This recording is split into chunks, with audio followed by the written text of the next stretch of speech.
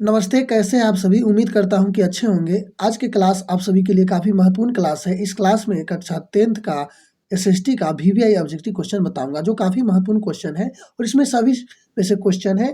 History हो गया, geography हो गया, इको हो गया और पॉलिटिकल साइंस हो गया, यानी सब में से है। तो प्लीज़ आप लोग अंत तक इस क्लास को ज़रूर देखें और क्लास पसंद आएगा तो वीडियो को लाइक और नया है तो चैनल को सब्सक्राइब ज़रूर कीजिएगा। और जो भी क्वेश्चन है काफ़ी महत्वपूर्ण है, ये बार-बार क्वेश्चन कभी न कभी पूछा गया है। तो प्लीज़ आप लोग अंत तक ज़रूर देखिए। फर्स्ट क्वेश्चन है, भारत में वित्तीय वर्ष होता है 1 जनवरी से 31 दिसंबर तक, 1 जुलाई से 30 जून तक, 1 अप्रैल से 31 मार्च तक, इनमें से कोई नहीं। तो आपको पता होना चाहिए जो भारत में वित्तीय वर्ष होता है 1 अप्रैल से 31 मार्च तक। ऑप्शन सी सही होगा।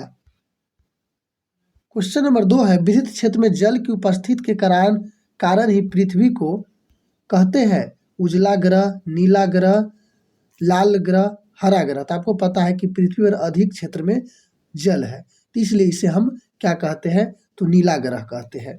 2 का ऑप्शन बी सही होगा। ठीक, लाइक शेयर करते रहिए। किसी तरह के कोई क्वेश्चन होगा कमेंट करके हमें जरूर पूछिएगा, जो भी है हमसे जरूर पूछिए। सूचना के अधिकार अधिनियम कानून कब लागू हुआ था? 2004, 2005, 2006, 2007? 2005 में लागू हुआ था, याद रखिएगा। अब वर्तमान में नेपाल की शासन प्रणाली क्या है? लोकतंत्र, राजतंत्र, सैनिक तंत्र, इनमें से कोई नहीं। तो आपको पता होना चाहिए, लगभग अब बहुत सारे ऐसे देश हैं जहाँ लोकतंत्र ही प्रणाली है, तो नेपाल में भी एक लोकतंत्र शासन प्रणाली है। ऑप्शन इसका कौन सही होगा? ए सही होगा। 5 है, राजनीतिक दलों को मान्यता और उसके चिन्ह उसके द्वारा प्रदान की जा सकती है, यानी जो राजनीतिक दल का चिन्ह होता है वो किसके द्वारा दी जाती है? राष्ट्रपति के द्वारा, प्रधानमंत्री के द्वारा, निर्वाचन आयोग द्वारा, इनमें से कोई नहीं। तो 5 का ऑप्शन सी होगा। निर्वाचन संबंधित काम है तो ये निर्वाचन आयोग ही करते हैं। ठीक है। भारतीय संविधान के अनुच्छेद 19 में देश के सभी नागरिकों को कौन सा मूल अधिकार है? स्वतंत्र का अधिकार है, समानता का अधिकार है, संवैधानिक उपचार का अधिकार है, इनमें से कोई नहीं। इनमें से कोई नहीं। आपको छठा के ऑप्शन ए होगा, स्वतंत्रता के अधिकार। अनुच्छेद 19 कहता है कि आप स्वतंत्र है, आप क्या खाना है, आपको क्या पहनना है, कहाँ रहना है, ये सब आपकी स्वतंत्रता के अधिकार के अंतर्गत आता है, यानी आपको इसको कोई रोक नहीं सकता है। ठीक है, तो ये किसके तहत आता है? अनुच्छेद 19 के तहत। ठीक। टीपू सुल्तान शासक थे मैसूर का कि शिमला का, कश्मीर का, इनमें से कोई नहीं। टीपू सुल्तान, तो आपको पता होना चाहिए टीपू सुल्तान मैसूर का शासक थे। इसका ऑप्शन ए सही होगा। क्वेश्चन नंबर 8 है, जलियांवाला बाग हत्याकांड कब हुआ था? बहुत ही दर्दनाक था, आप पढ़े होंगे तो पता होगा। पंजाब के अमृतसर में हुआ था। कब हुआ था? 13 अप्रैल 1919 को, 14 अप्रैल 1919 को, 15 अप्रैल 1919 को, 16 अप्रैल 19 को। तो आपको पता होना चाहिए जलियांवाला बाग हत्याकांड 13 अप्रैल 1919 को हुआ था। ठीक है। कहाँ हुआ था? तो पंजाब के अमृतसर में। निम्नलिखित में नदियों में से किस बिहार का शोक कहा जाता है? बिहार का शोक गंगा, गंडक, कोसी, पुनपुन।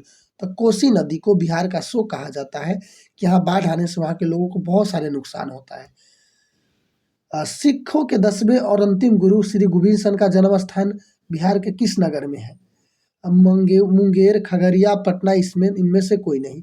संस्कृत में भी क्वेश्चन पढ़े होंगे। सिखे जो गुरु गोविंद सिंह का जन्म स्थान है वो पटना है। ठीक है ना, जिसको गुरुद्वारा के नाम से जाना जाता है। ऑप्शन 10 के कौन सही होगा? 10 के आपको पता होगा, ऑप्शन सी सही होगा। अंकोर वाटिका मंदिर का निर्माण किस शासक के द्वारा किया गया था? और सूर्य वर्मन द्वितीय, नरोत्तम सिहानु, कुआंग, इनमें से कोई नहीं। आपको पता है अंकोर वाटिका मंदिर कंबोडिया में है, याद रखिएगा। तो 21 शासक के द्वारा निर्माण किया गया था, सूर्य वर्मन द्वितीय द्वारा, और ये भारत मूल के ही शासक थे। ठीक है। अब पंचायती राज व्यवस्था सर्वप्रथम किस राज्य में लागू हुआ? राजस्थान, बिहार, उत्तराखंड, मध्य प्रदेश। तो याद रखिएगा, सबसे पहले जो पंचायती राज व्यवस्था ना, वो राजस्थान में लागू हुआ था। कहाँ हुआ था? राजस्थान में लागू हुआ था। योजना आयोग का भंग कब कर दिया गया? नीति आयोग योजना आयोग की भंग कर कौन सा आयोग बनाया गया? और नीति आयोग, वित्त आयोग, राज्य वित्त आयोग, इनमें से कोई नहीं। तो याद रखिएगा, योजना आयोग का नया नाम नीति आयोग है, जिसका स्थापना 2015 में हुआ था। ठीक है ना। अब ये नीति आयोग हो गया। आपसे ये भी पूछेगा कि नीति आयोग को पुराना नाम क्या है, तो योजना आयोग है। निम्न में से कौन बीमारू राज्य है? बिहार, मध्य प्रदेश, उड़ीसा, इनमें से सभी। तो आपको पता होना चाहिए कि बीमारू राज्य कौन है। इसमें ऑप्शन में देखिए कौन है, बहुत सारे हैं। बिहार, मध्य प्रदेश, ये भी है, उड़ीसा, यानी इनमें से सभी। इसका ऑप्शन, एक मिनट, हाँ, बिहार, मध्य प्रदेश, उड़ीसा है, तो इनमें से सभी होगा, ऑप्शन डी। ठीक है। अब बिहार राज्य भारतीय जनता पार्टी की स्थापना कब हुई थी? 1979 में, 1980 में, 1981 में। 15 के, तो 15 के आपको पता होगा कि जो भारतीय जनता पार्टी है, जिसको आप शॉर्टकट में बीजेपी कहते हैं, और उसकी स्थापना 1980 में हुई थी। इसका चुनाव चिन्ह क्या है? तो कमल का फूल छाप है, याद रखिएगा। अंतर्राष्ट्रीय महिला दिवस कब मनाया जाता है? 7 मार्च, 8 मार्च, 9 मार्च, 10 मार्च। तो आपको पता होना चाहिए, जो अंतर्राष्ट्रीय इंटरनेशनल वुमेन डे 8 मार्च को मनाया जाता है। ठीक है, ऑप्शन बी सही होगा। क्वेश्चन नंबर 17 है, यूरेनियम का प्रमुख उत्पादक केंद्र है? डिगबोई, झरिया, घाटशिला, जादूगोरा। तो 17 के आपको आंसर सही होगा, जादूगोरा। यूरेनियम का प्रमुख उत्पादक क्षेत्र है जादूगोरा। सुनामी कहाँ आती है? स्थल, समुद्र, आसमान, इनमें से कोई नहीं। तो 18 के आंसर सही होगा, सुनामी समुद्र में आती है। कहाँ आती है? समुद्र में। ठीक है। लोकतंत्र की सफलता निर्भर करती है नागरिक के उदासीनता पर, नागरिक के गैर कानूनी कार्रवाई पर, नागरिक की विवेकपूर्ण सहभागिता पर, इनमें से कोई नहीं। तो लोकतंत्र निर्भर किस पर करती है? तो 19 का आपको ऑप्शन सही होगा, नागरिक लोकतंत्र की सफलता निर्भर करती है नागरिक के विवेकपूर्ण सहभागिता पर, ये नहीं कि गैर कानूनी काम करने पर, ये सब नहीं है। अब 20 है, किसने कहा बिहार के विकास के बिना भारत का विकास संभव नहीं है? और एपीजे अब्दुल कलाम जी, नरेंद्र मोदी जी, राजेंद्र प्रसाद जी, इनमें से कोई नहीं। तो 20 का आपका ऑप्शन ए सही होगा। एपीजे अब्दुल कलाम जी कहे थे कि बिहार का विकास के बिना भारत का विकास का संभव नहीं है। 20 का ए सही होगा। ठीक है, समझ गए। लाइक शेयर करते रहिए। जो भी स्टूडेंट है, प्लीज किसी तरह से कोई समस्या हो तो आप कमेंट करके हमें जरूर बताइएगा, और साथ में ये भी बताइए कि टोटल क्वेश्चन में कितना क्वेश्चन सही हुआ। तो किसने कहा था बिहार के विकास बिना भारत का संभव, बिहार के विकास के बिना भारत का संभव नहीं है। समझ गए, यानी भारत का विकास बिहार के विकास के बिना संभव नहीं है, ये बात एपीजे अब्दुल कलाम कहा था। ठीक है,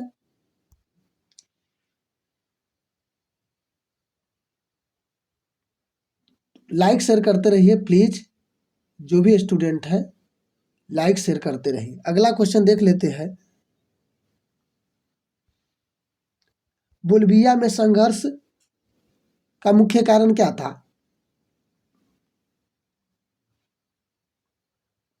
पानी की कीमत में वृद्धि, खाद्यान्न की कीमत में वृद्धि, पेट्रोल की कीमत में वृद्धि, इनमें से कोई नहीं। तो 21 का आपको आंसर होगा कि जो बोलिविया में है, ये पानी की कीमत में वृद्धि है। ठीक है,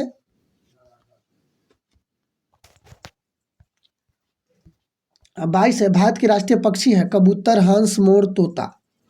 भारत के राष्ट्रीय पक्षी है, तो आपको पता होगा कि भारत के राष्ट्रीय पक्षी कौन है? तो इसका आंसर सही होगा मोर। मोर की जगह मयूर रहेगा, यानी इसका अलग नाम। संजय गांधी जैविक उद्यान किस नगर में स्थित है? संजय गांधी जैविक उद्यान, जिसको आप पटना के चिड़ियाघर भी कहते हैं, ये तो कहाँ है आपको पता होना चाहिए, पटना में है। ठीक है ना। पटना के चिड़ियाघर का क्या नाम है? संजय गांधी जैविक उद्यान। अब वेदों को लौटे का नारा किसने दिया था? रामकृष्ण परमहंस, स्वामी विवेकानंद, स्वामी दयानंद सरस्वती, इनमें से कोई नहीं। तो याद रखिएगा, वेदों को लौटो, ये बात किसने कहा था? तो स्वामी विवेकानंद जी ने कहे थे। कौन है? ऑप्शन स्वामी दयानंद सरस्वती जी ने कहे थे। ठीक है, तो लाइक शेयर करते रहिए। किसी तरह की कोई समस्या हो कमेंट करके हमें जरूर बताएं। अधिक से अधिक बच्चा जरूर जुड़िए, अपने दोस्तों के पास शेयर भी जरूर कीजिए। तो वेदों को लौटो किसका नारा था? तो याद रखिएगा ऑप्शन सी। गुटेनबर्ग का जन्म कहाँ हुआ था? अमेरिका में, जर्मनी में, जापान में, इंग्लैंड में। पढ़े होंगे प्रेस एंड संस्कृति, वो चैप्टर में है। गुटेनबर्ग का जन्म जर्मनी में हुआ था, ऑप्शन बी सही होगा। सांप्रदायिक राजनीतिक आधारित होती है, धर्म पर, जाति पर, क्षेत्र पर, इनमें से कोई नहीं। तो सांप्रदायिक राजनीतिक होती है ना, वो धर्म पर आधारित होती है। 26 के कौन सही होगा? 26 के आपको ए सही होगा। निम्नलिखित उद्योग में कौन सा कृषि आधारित नहीं है? सूती वस्त्र, सीमेंट, चीनी वस्त्र, जूट वस्त्र, यानी जो है कृषि पर आधारित नहीं है। तो 27 के आपको ऑप्शन सही होगा सीमेंट। ये सब कृषि पर आधारित है, लेकिन ये नहीं है। वार एंड पीस की रचना किसने किया? वार एंड पीस, जिसको हिंदी में कभी कभी पूछ दिया जाता है, विश्व और शांति, युद्ध और शांति का लेखक कौन है? Karl Marx, Leo Tolstoy, Dostoevsky, Engels. तो याद रखिएगा 28 का आंसर आपको बी सही होगा, Leo Tolstoy, War and Peace. चावल है खरीफ फसल, रबी फसल, जायद फसल, इनमें से कोई नहीं। यानी चावल कौन फसल है? चावल कौन फसल है?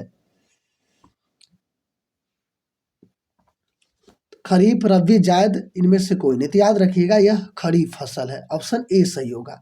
ठीक है। नई आर्थिक नीति में किस सम्मिलित किया गया? याद रखिएगा खरीफ फसल कब बोई जाती है? ये अप्रैल जून से स्टार्ट होता है, उसके बाद मतलब मार्च के बाद, यानी ग्रीष्म ऋतु में। याद रखिएगा। नई आर्थिक नीति किससे सम्मिलित नहीं किया गया है? नियंत्रित अर्थव्यवस्था पर, उदारीकरण, वैश्वीकरण, इनमें से कोई नहीं। तो नई आर्थिक नीति में किसको शामिल नहीं किया गया है? तो 30 का आपको ऑप्शन सही होगा, नियंत्रित अर्थव्यवस्था को। सौर ऊर्जा निम्नलिखित कौन सा संसाधन है? मानवकृत, नवीकरणीय, अजैव, अनवीकरणीय। सौर ऊर्जा, तो 31 का आपको बी सही होगा, एक नवीकरणीय संसाधन है। ठीक है ना। WTO, वर्ल्ड ट्रेड ऑर्गेनाइजेशन, विश्व व्यापार संगठन, ठीक है ना। WTO का फुल फॉर्म क्या होता है? वर्ल्ड ट्रेड ऑर्गेनाइजेशन, विश्व व्यापार संगठन। इसकी स्थापना कब हुई थी? 1995, 1994, 1996, इनमें से कोई नहीं। 32 को होगा 1995 में। याद रखिएगा। Tata iron and steel company की स्थापना की गई थी 1854 में, 1907 में, 1915 में, 1923 में। यानी आपको क्वेश्चन है कि Tata iron and steel company की स्थापना की गई, तो इसका ऑप्शन आपको सही होगा, ऑप्शन बी 1907 में। ठीक है। 33 के कौन सही होगा? बी में होगा 1907 में।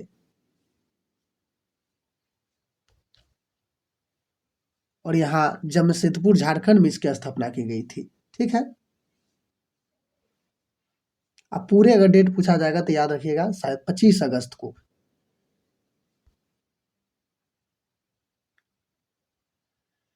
किसने कहा संसाधन होते नहीं बनते? एकदम लड्डू क्वेश्चन है, भूगोल पढ़े होंगे तो पता होगा कि जिम्मरमैन, महात्मा गांधी, संदीप पांडे, इनमें से कोई नहीं। तो जिम्मरमैन कहे थे संसाधन होते नहीं बनते हैं। ठीक है। इनमें से कौन सा संस्थागत वित्त का साधन है? सेठ, साहूकार, रिश्तेदार, व्यवसायी, बैंक, इनमें से कोई नहीं। 35 के आंसर सही होगा, जिसमें व्यवसायी बैंक इसमें से संस्थागत वित्त का साधन है। वित्त यानी फाइनेंस। राष्ट्रीय विकास परिषद का गठन कब हुआ था? राष्ट्रीय विकास परिषद का गठन कब हुआ था? 1950, 1951, 1952, इनमें से कोई नहीं। इसका आंसर ऑप्शन सी सही होगा, 1952 में। 37 है, सविनय अवज्ञा आंदोलन किस यात्रा से शुरू हुआ था? काफी महत्वपूर्ण क्वेश्चन है। भुज से 1930 अहमदाबाद, 1930 डांडी, यहाँ डांडी होना चाहिए था। तो 1930 डांडी यात्रा से शुरू हुआ था, याद रखिएगा। ठीक है। निम्नलिखित में किसके प्राथमिक क्षेत्र कहा जाता है? सेवा क्षेत्र, कृषि क्षेत्र, औद्योगिक क्षेत्र, इनमें से कोई नहीं। तो प्राथमिक क्षेत्र को हम, कृषि क्षेत्र को प्राथमिक क्षेत्र कहते हैं, औद्योगिक क्षेत्र को द्वितीय कहते हैं, सेवा क्षेत्र के हम तृतीय क्षेत्र कहते हैं। याद रखिए, कृषि क्षेत्र प्राथमिक में आता है, औद्योगिक क्षेत्र द्वितीय में आता है, सेवा क्षेत्र तृतीय में आता है। प्राथमिक ऊर्जा का उदाहरण कौन सा नहीं है? कोयला, विद्युत, पेट्रोलियम, प्राकृतिक गैस। तो 39 का आपका ऑप्शन बी सही होगा, विद्युत। संचार का सबसे लोकप्रिय साधन क्या है? अब पूछ रहा है। ठीक है ना। अब संसार का सबसे लोकप्रिय साधन क्या है? मोबाइल, टेलीफोन, रेडियो, इनमें से कोई नहीं। याद रखिए, सबसे लॉलीपॉप क्वेश्चन अभी सबसे लोकप्रिय है जो अभी आपके पास है। ठीक है ना। गेस कीजिए क्या है आपके पास? वही एक लोकप्रिय है, मोबाइल। ठीक है ना। तो मुझे उम्मीद है कि यह क्वेश्चन आप सभी को समझ में आया होगा। काफी महत्वपूर्ण क्वेश्चन है, इसको देखिए और हमें ये बताइए कि आपको टोटल 40 आउट ऑफ 40 कितने क्वेश्चन आपको सही हुआ है। ठीक है ना, अगर 35 प्लस क्वेश्चन सही हुआ है तो आपकी स्थिति बेहतर है, आप तैयारी अच्छे से कर रहे हैं और बेहतर कीजिए। ठीक है, और बेहतर से बेहतर मार्क्स लाइए। तो मुझे उम्मीद है कि यह क्लास आप सभी को अच्छा लगा होगा, और अच्छा लगा तो वीडियो को लाइक और नए तो चैनल को सब्सक्राइब जरूर कीजिए। एवरीडे जुड़िए, बहुत सारे क्लास है, लाइव में जाइए चैनल पे, वहाँ देखिए बहुत सारे क्लास है, जाकर देख सकते हैं, ऑब्जेक्टिव सब्जेक्टिव सब मिलेगा। तो प्लीज़ आप लोग को जरूर जुड़े रहिए और बेल आइकन भी प्रेस कर लीजिए। तो चलिए, आप सभी को जुड़ने के लिए बहुत बहुत धन्यवाद। जय हिंद, जय भारत।